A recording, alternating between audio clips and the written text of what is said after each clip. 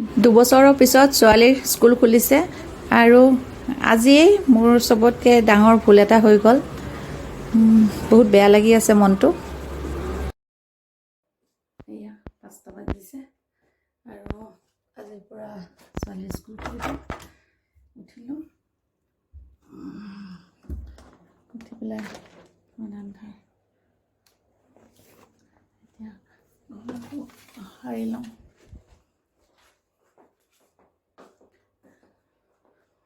ঘৰটো প্ৰথমে ঝাৰু দিলোঁ, তাৰপিছত বাকী কামখিনি দৌৰা দৌৰি হৈ যাব এতিয়া মই।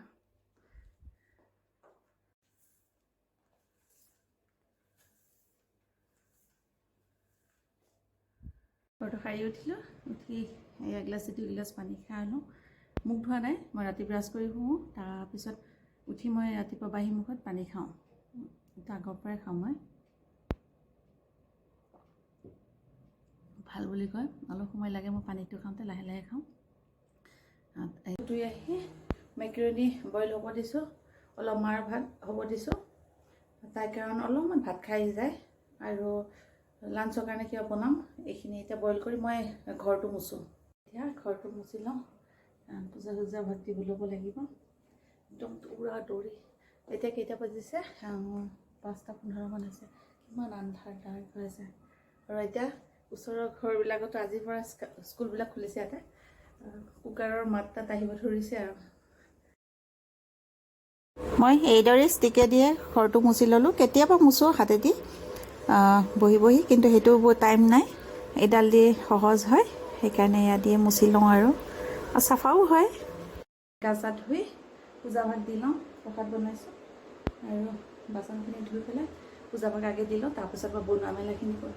একদম দৌৰা দৌৰি, 1 মিনিট টাইম নাই। ভাত দি ল'লোঁ, আশীৰ্বাদ বিচাৰিছোঁ। এতিয়া ৰন্ধা বঢ়া।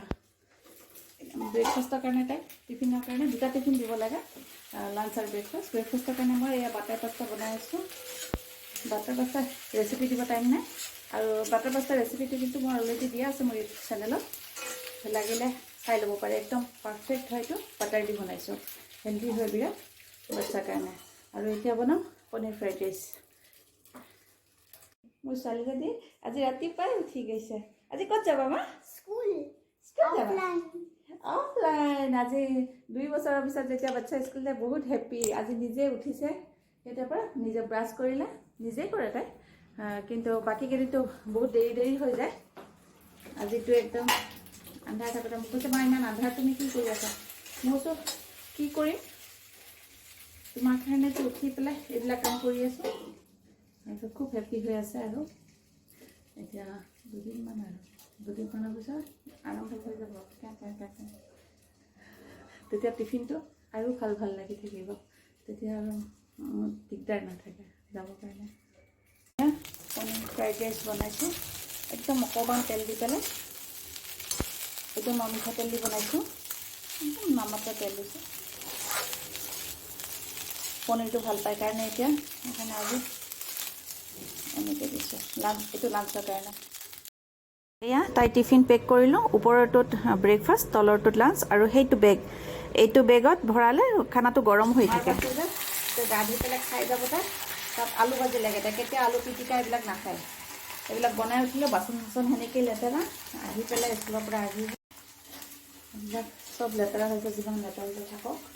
স্কুলৰ পৰা আহি চাফা কৰাওঁ। তাৰমানে এতিয়া তাইক গা ধুৱাওঁ। তাইক গা ধুলে বহুত টাইম লাগে, জলদি গাটো খুৱাই লওঁ তাইক,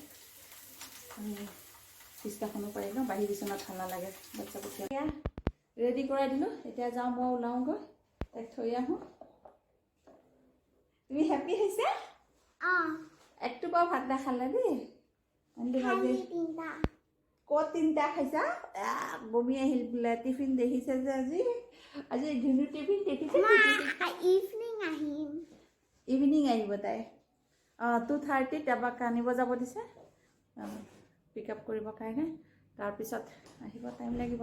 আৰু এতিয়া 2 উইকছৰ কাৰণে হ'ব ক্লাছ। তাৰপিছত জুনৰ পৰা হ'ব, তেতিয়া 3 PM লৈকে, 8:15 পৰা ক্লাছ।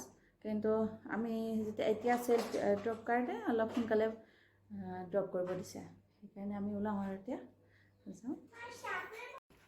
এয়া আমি ৰেডি স্কুল যাব। মোৰ ছোৱালীক আশীৰ্বাদ দিব সদায় যাতে ভালদৰে পঢ়া শুনা কৰে, ভাল ছোৱালী এজনী হয় আৰু সেনেকৈ স্কুলত যাতে সদায় ভাল গুড বিহেভত থাকে, তাই গুড বিহেভ কৰে, যাতে আমি সকলোৱে এদিন প্ৰাউড ফিল কৰিব পাৰোঁ, সেইখিনি আশীৰ্বাদ দিব সকলোৱে। ব'লা মাইছা এতিয়া হেপ্পী মোৰ ছোৱালীজনী। আজি 2 বছৰৰ পিছত আমিও হেপ্পী, বহুতেই ভাল লাগিছে আৰু ভগৱানে যাতে এনেকৈয়ে সদায় লৈ যায় আৰু বন্ধ নহয়। এনেকুৱা ল'ৰা ছোৱালীৰ ওপৰত বহুত বেয়া এফেক্ট হয়। স্কুলৰ গেট, স্কুল পাম আৰু ওচৰতে হয়, 4 কিলোমিটাৰৰ ভিতৰত হয় আমাৰ ঘৰৰ পৰা স্কুলখন। বহুত পেৰেণ্টছ এইবাৰ চবেই চেল্ফতে কৰিছে এইকেইদিন 2 উইকছৰ কাৰণে। এয়া দেউতাকে থ'ব গৈছে, মই গাড়ী ইফালে বহি আছোঁ। বহুত জাম আৰু থাকিবই নিদিয়ে চিকিউৰিটি, কাকো মানে এজনক খালি যাব দিয়ে, ভিতৰত সোমাব নিদিয়ে।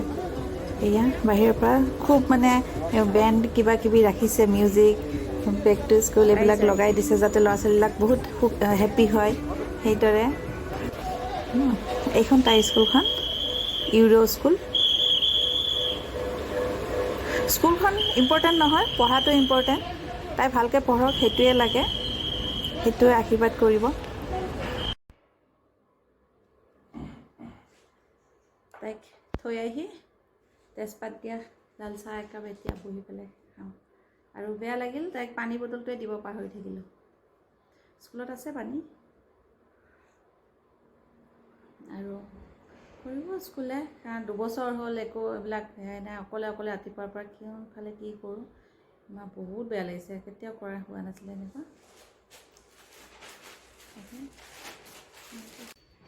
মোৰ বিৰাট এইটো বটলটো বহুত দুখ লাগিছে, কান্দিম নে কি কৰিম নে এনেকুৱা লাগিছে আৰু কি যে হ'ল আজি।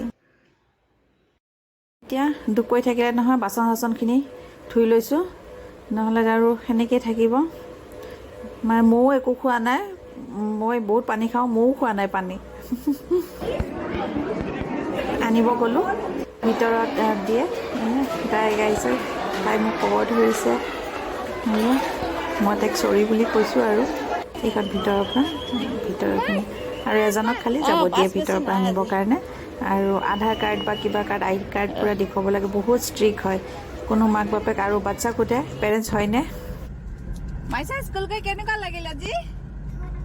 আজি মই ৱাটাৰ বটল দিব পাহৰিলোঁ মা, চৰি হা, আৰু কেতিয়াও এনেকুৱা মিষ্টেক নহয়, ঠিক আছে? After 2 years মোৰ আজি মিষ্টেক হৈ গ'ল, কেতিয়াও নোহোৱা মিষ্টেক এটা হ'ল দেই। মাজনী আজি দিনটো তাই নাই, আজি হাতে দিয়ে কাপোৰবিলাক ধুই ওপৰত মেলি এনেই এসোপাকৈ টাইম পাছ কৰি আছোঁ। এনেকৈ গ'ল আজি দিনটো।